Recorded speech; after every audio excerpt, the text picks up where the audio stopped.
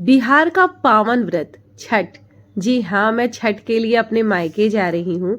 उसी के लिए मैं यहाँ पे रेडी हो गई हूँ। नमस्कार आप सबको, कैसे हैं आप सब? आई होप आप लोग बहुत अच्छे होंगे। मेरे ब्लॉग में आप सबका स्वागत है। तो चलिए हम चलते हैं। तो यहाँ पे मेरी बेटी जो है ना, वो पटाखों का पीछा नहीं छोड़ रही थी। वो जाना चाहती थी पटाखों के साथ, वो भी छठ में उसको छोड़ना था। यहाँ पे मेरा बैग पैकिंग भी था और घर अस्त व्यस्त हो गए हैं, थोड़ा सा इग्नोर करिएगा।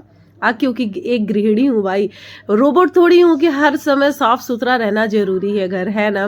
तो चलिए, आज मैं बहुत ज़्यादा एक्साइटेड हूँ। लेकिन एक और भी दुख की बात है कि मेरी तबीयत जो है ना, वो बहुत ज़्यादा ख़राब हो गई है। मतलब कि ये बता दूँ, इतनी ज़्यादा सर्दी हो रखी है, इतनी ज़्यादा सर्दी हो रखी है ना कि मैं आप सबको बता नहीं सकती। यहाँ मेरा चार्जर तोड़ने के बाद कुटिल मुस्कान मुस्काते मेरे जो हस्बैंड है ना, पूछो मत। मेरे चार्जर तोड़ने का ना यही तोड़े थे। तो चलिए, हम यहाँ पे अपना बैग वगैरह निकाल चुके हैं और घर में लॉक कर लेते हैं।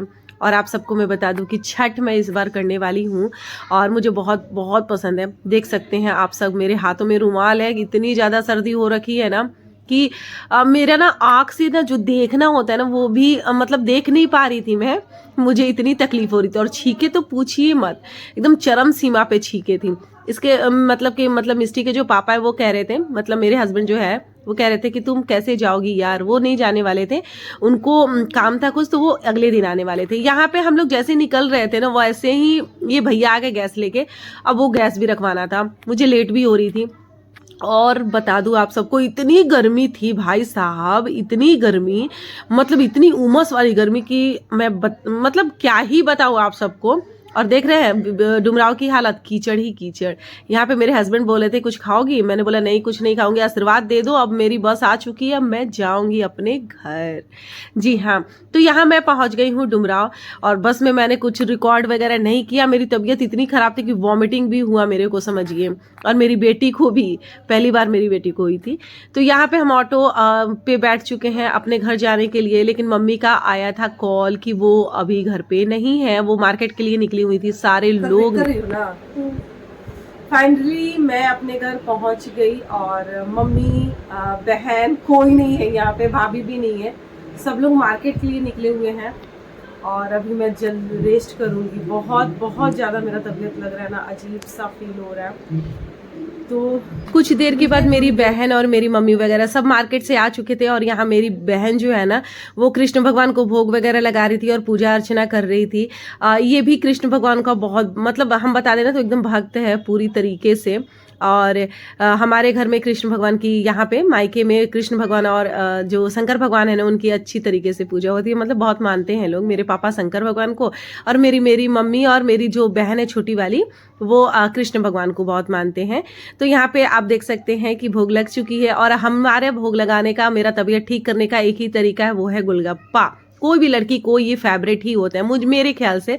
कोई भी कितना भी बीमार हो, गोलगप्पे मिल जाते हैं ना, वो माय गॉड, मतलब क्या ही बताएं हम आप सबको। आप लोग लेडीज हो तो आप लोग जानते ही होंगे। यहाँ पे मुझे बोल दिया गया कि तुम रेस्ट करो, हम खाना बनाएंगे। मेरी भाभी थी ना, बहुत अच्छा खाना बनाती है, मतलब बहुत अच्छा। यहाँ पे वो पनीर की सब्जी बना रही थी, तो उसके लिए हरी मिर्च यहाँ पे लिया था, जीरा लिया था, काली मिर्च लिया था, अदरक लिया था, उसको सब उन्होंने ना पेस्ट बना लिया था। और ये सब्जी बहुत अच्छा बनाती हैं। और मेरी बहन उनका हेल्प कर रही थी यहाँ पे, और मैं कर रही थी आराम और वीडियो शूट कर रहे थे मेरी दीदी के जो बच्चे हैं वो।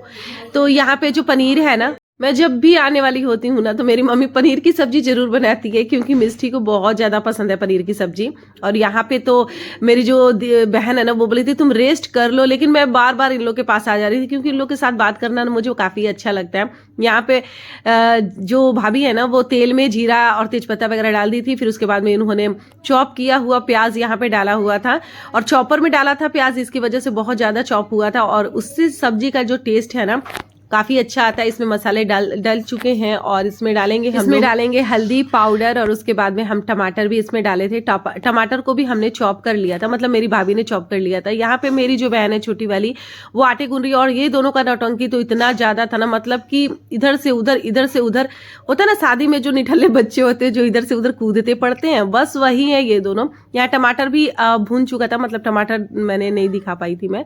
यहाँ पे नमक भी डल चुका है, टेस्ट के अकॉर्डिंग थोड़े थोड़े करके ही डालती हैं भाभी भी।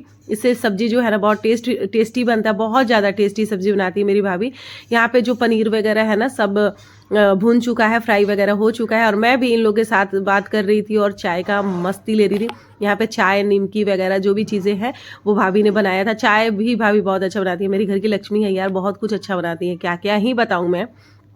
यहाँ पे जो है ना गर्म पानी पहले से हो चुका था और पानी उबलने के बाद पनीर भी डाल दिया गया था, और धनिया पत्ता नहीं था तो इसीलिए भाभी ने स्किप कर दिया था। अब हम सब यहाँ बैठकर सारी फैमिली बैठ के खाएंगे।